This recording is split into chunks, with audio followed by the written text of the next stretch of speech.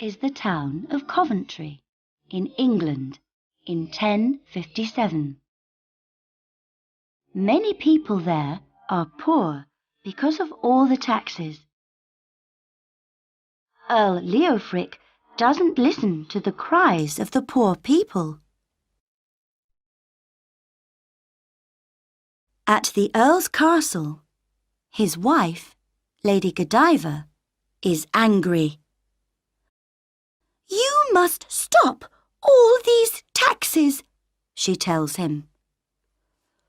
"To stop the taxes, you must ride naked through the streets of Coventry," he says, and he laughs.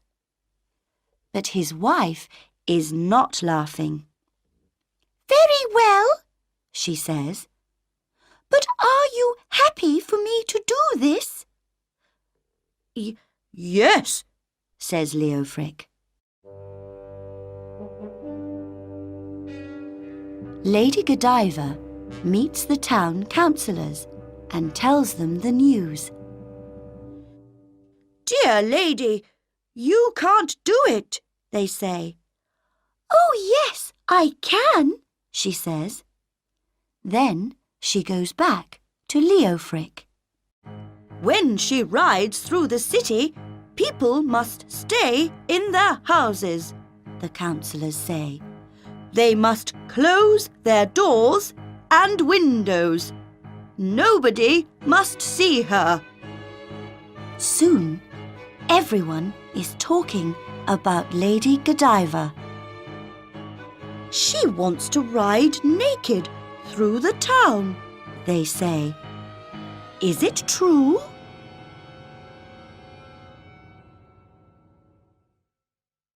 The day comes when Godiva must ride through Coventry. Her servants take her clothes. "My lady," they say, "how can you do this?" "I must do it for the poor people of Coventry," she tells them.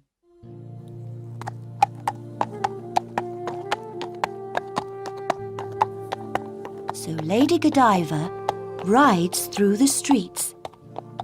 Everyone is at home. No windows or doors are open. There is nobody to see her. One man is working in his shop. His name is Tom, and he makes clothes. Out in the street, Lady Godiva goes past on her horse.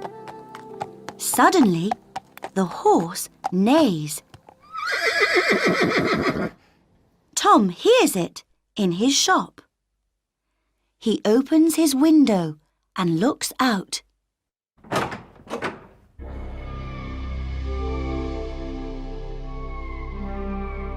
And Lady Godiva sees him looking at her. Suddenly, Tom becomes blind. "Help! I can't see!" he cries.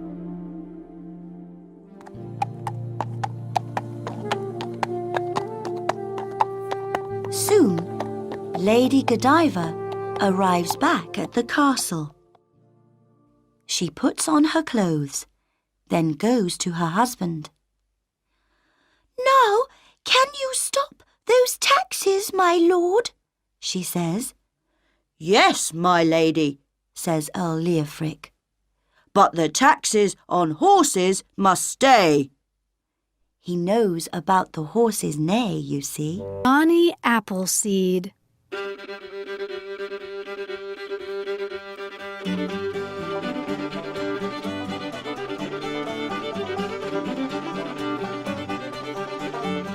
It's September 1796 in a small country town in Pennsylvania, America. A new baby, John Chapman, opens his eyes for the first time. He looks out of the window and sees an apple tree. When John is a young man, he has a dream.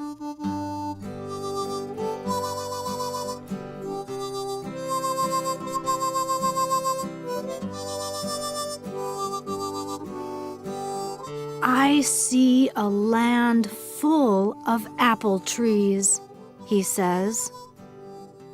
Nobody is hungry there because there are apples for everyone. The next morning, John leaves home. His coat is an old coffee sack, and his hat is a tin pot. He takes with him only a spade and a bag of apple seeds. John walks and walks. Over the hills and across the plain, under the sun and through the rain, he sings. And all the time, John plants apple seeds. Big trees come from little seeds, he says.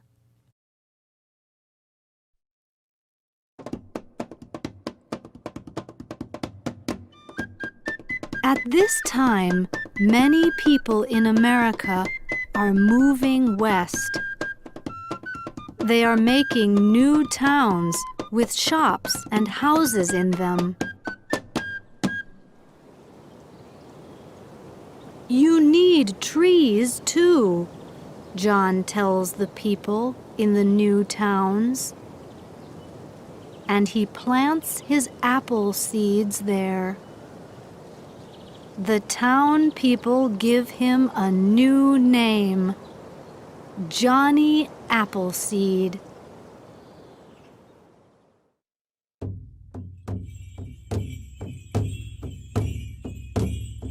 Johnny is a good friend of the Indians, too. One day, in a small town, John sees a young boy. "Here, boy," says John. "Take these apple seeds and plant them." "Thank you," says the boy. "What's your name?" asks John. "Abe," says the boy. "Abraham Lincoln." Help him to get well again.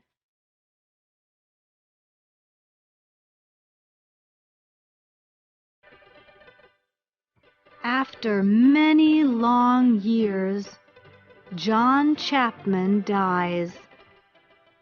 But in towns and villages all across America, Johnny Appleseed's trees are alive today, and many have nice red apples on them now.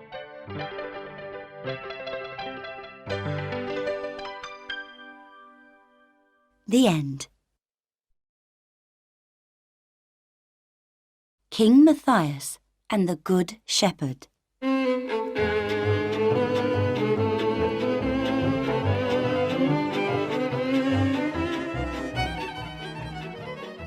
The King of Prussia is visiting his friend Matthias, the King of Hungary. "I hear you have a sheep with a fleece of gold," he says. "Is this true?"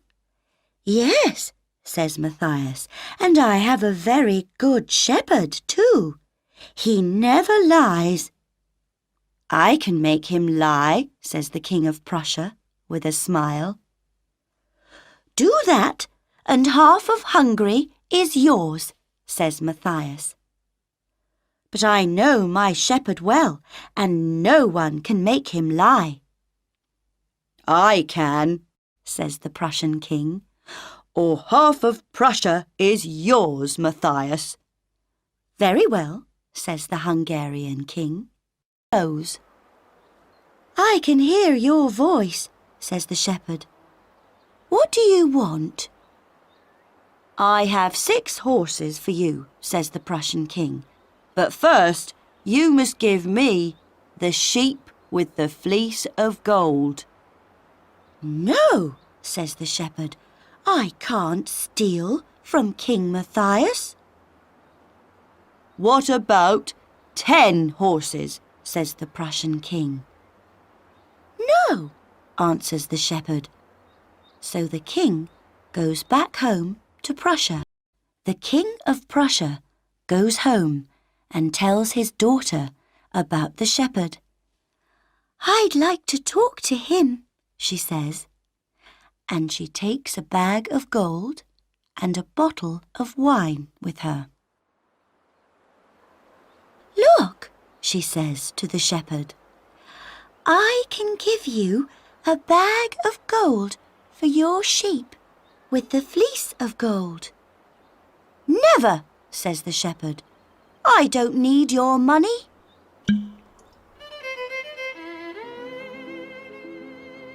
After some wine, he begins to feel very happy.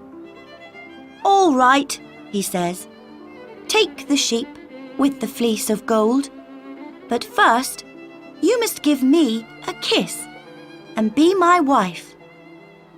Very well, but I want only the sheep's fleece, not the meat.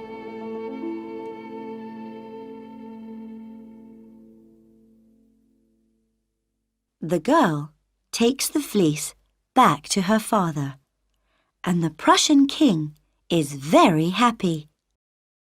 What can I tell him about the fleece? He thinks. I don't want to lie. Good morning, says King Matthias to him. Where's the sheep with the fleece of gold? I don't have it any more, says the shepherd. Now I have a black sheep. I see. And where is this black sheep? Asks Matthias angrily. Sitting next to you, says the shepherd. And he looks at the Prussian king's daughter.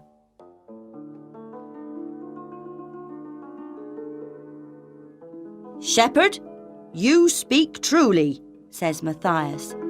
For that, you can have my half of Prussia. And my daughter, says the Prussian king. I can see you're in love with her. And so, in time, the Good Shepherd becomes the next king of Prussia.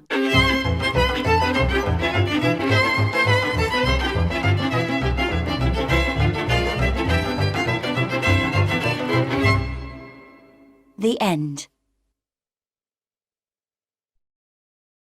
Lord Bow and the Stone.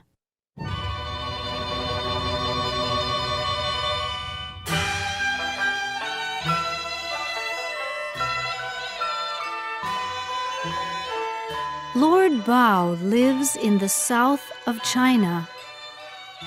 He is a judge, and all the people love him because he is very fair.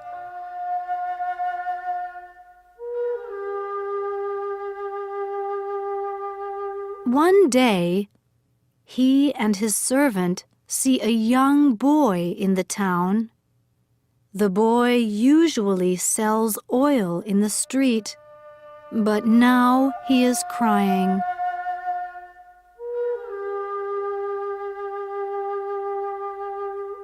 "Little boy, why are you crying?" asks Lord Bow. "Every afternoon, I put my head on this stone and have a sleep," the boy says. "I always put my money next to me, but now it isn't here." "I see," says Lord Bow. "So this stone is the thief." he shouts at the stone, "Do you have this boy's money? Answer me!" The people in the street listen and laugh. "What is Lord Bow saying?" they cry.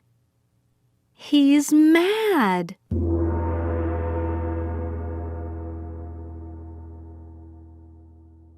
Lord Bow turns to them.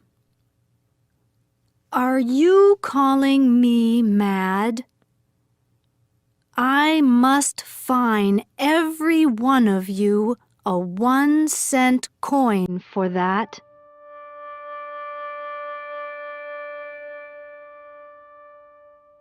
Everyone stops laughing, and Lord Bow's servant opens his bag. "Put your coins in this," says Lord Bow. Without speaking, the people put their coins into the bag. Lord Bow watches very carefully. When a man in black puts his coin into the bag, Lord Bow looks up at him. "You are the thief," he says. "But how do you know?" the people ask with open mouths. Lord Bow carefully takes the man's coin from the bag. "Look at the oil on this," he says. "The boy is an oil seller and always has oil on his hands. So this is the boy's coin, and this man is the thief." The people turn angrily to the man in black, and he is afraid. He quickly takes all the boy's money from his coat and gives it back.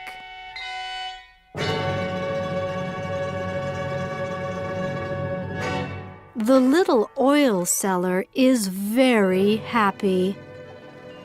"Thank you, thank you," he says to Lord Bow, and then he runs home. Tom Blood.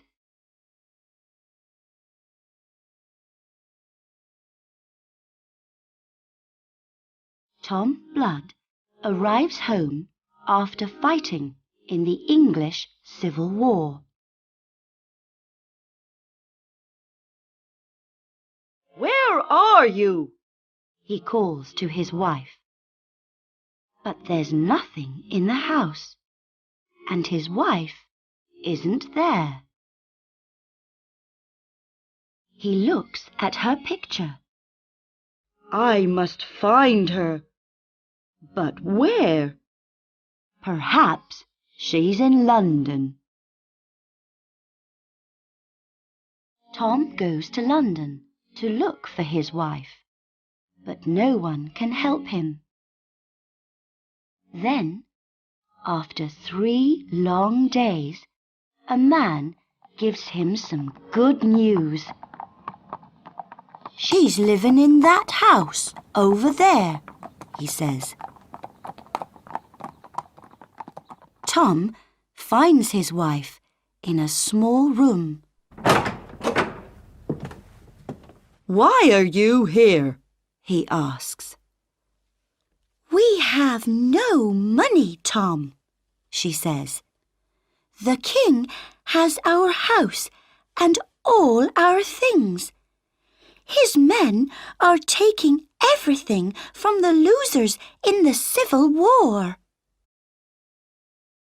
Tom is angry. The king steals everything from me, he says. So I must steal something from him. The next day, Tom changes his clothes. "Why are you wearing a parson's hat and coat?" his wife asks.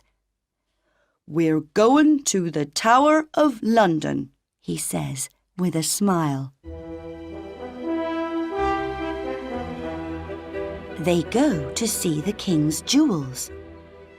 After that, Tom visits the tower every day for a week. Soon, Talbot, the guard, is his friend, and Tom can visit the tower after it closes. Talbot meets him at the door.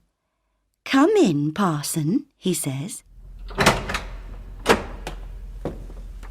In the jewel room one night, Tom hits Talbot on the head. "Now for the jewels," he thinks, and he puts them into his coat.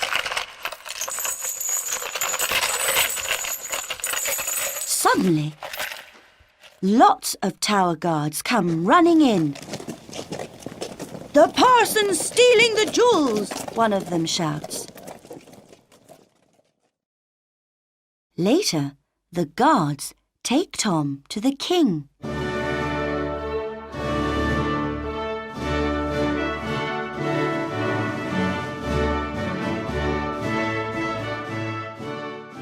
"What do you have to say about this, Tom Blood?" he asks. "You take all my things. Is that fair?" asks Tom. "Yes," says the king. "Right. You take all my things, so I take your jewels," says Tom.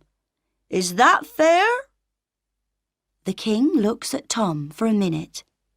Then he laughs. "You're a clever man, Tom Blood," he says, "and I like you. You can have your things back. And from this day, you can be one of the king's men." William Tell lives near Lake Lucerne in Switzerland with his young son, Carl.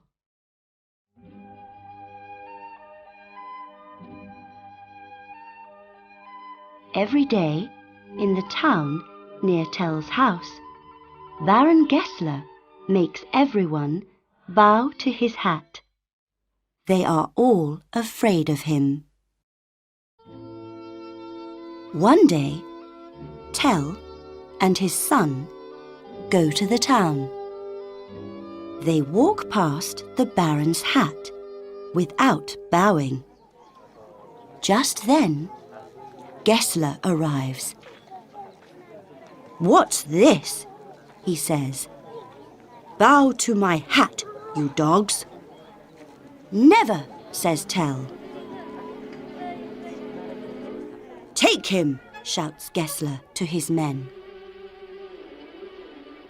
"For this you must die, Tell," cries Gessler angrily. But Tell is not afraid. Then Gessler looks at the apple in his hand and smiles. "Wait. Shoot through this apple, my friend, and you can live." "All right," says Tell. "Take the boy to that tree and put the apple on his head," Baron Gessler tells his men, and he laughs. Tell takes 2 arrows out and gets ready to shoot.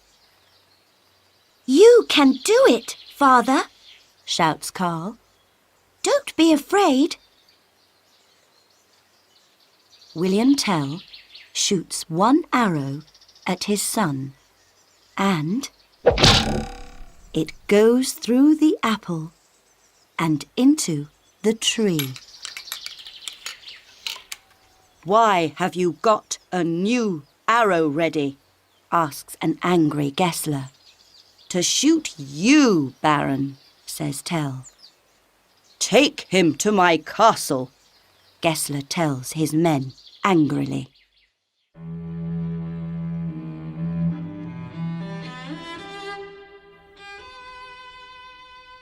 The Baron's men take Tell to a boat on the lake. Run, Carl! Shouts Tell to his son.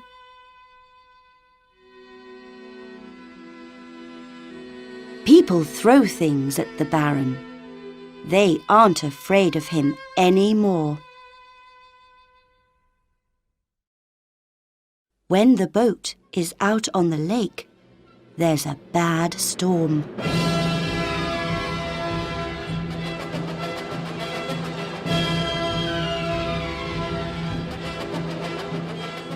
Let's get Tell to help us, shout the Baron's men.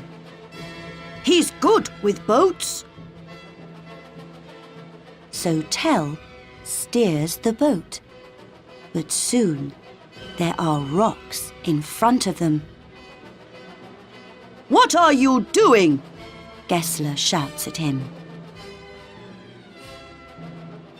Tell jumps from the boat before it hits the rocks.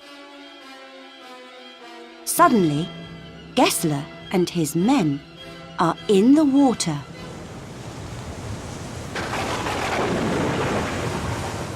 You're a dead man, William Tell, shouts the Baron angrily. and every man, woman, and child in the town must die with you, too. Tell says nothing. He takes an arrow and shoots Gessler. The Baron falls into the lake and does not come up again